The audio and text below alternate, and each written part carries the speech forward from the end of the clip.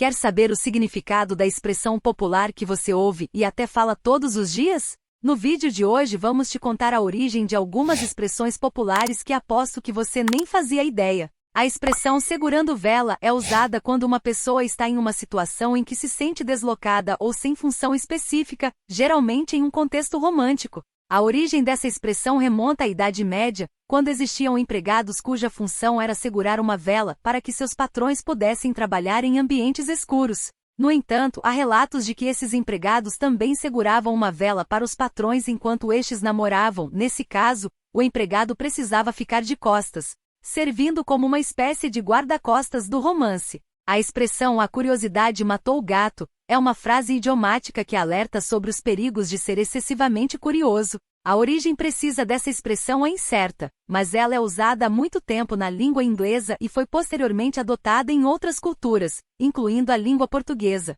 Existem algumas teorias sobre a origem da expressão. Uma delas remonta ao século XVI na Inglaterra, quando a palavra curiosity, curiosidade, era associada à bruxaria e feitiçaria. Naquela época, os gatos eram frequentemente considerados companheiros das bruxas. Assim, acredita-se que a frase original era "Curiosity killed the cat", a curiosidade matou o gato, e era uma advertência contra a busca de conhecimento proibido ou perigoso, que poderia levar a consequências fatais, assim como a bruxaria era considerada perigosa. Outra teoria sugere que a frase pode ter surgido de uma tradução equivocada da peça de teatro Every Man in His Humour, Todo Homem em Seu Humor, escrita por Ben Jonson em 1598. Na peça, há um personagem chamado Cário que diz a frase "Elter seu ter, hang sorro, quer ll kill a cat, up.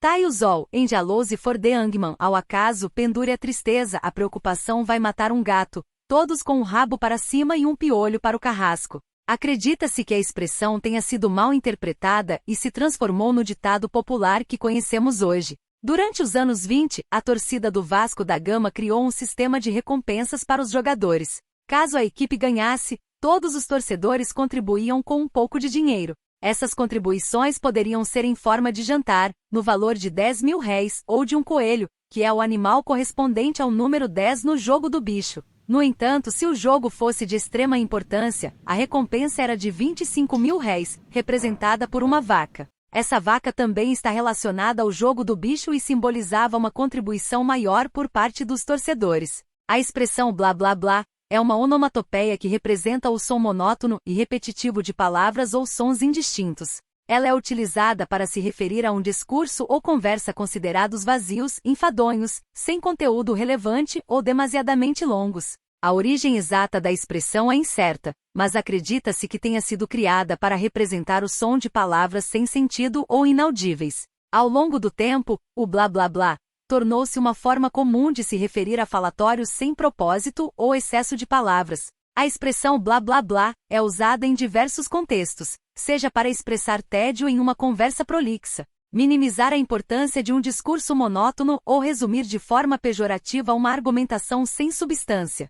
Sua origem provavelmente está relacionada à necessidade de encontrar uma forma de representar foneticamente a monotonia ou falta de sentido de determinadas conversas ou discursos. A expressão custar os olhos da cara é utilizada para descrever algo que é extremamente caro, que tem um preço muito alto e que demanda um grande esforço financeiro para ser adquirido. A origem dessa expressão não é clara, mas ela remete ao valor inestimável atribuído aos olhos, órgãos essenciais para a visão. A ideia por trás dessa expressão é que algo é tão valioso que o preço a ser pago por isso seria tão alto a ponto de ser equivalente a perder os próprios olhos. É uma maneira figurativa de transmitir a ideia de que algo é muito caro e que sua aquisição seria extremamente custosa. A expressão cor de burro quando foge é usada para descrever uma cor indefinida, difícil de identificar ou de descrever precisamente.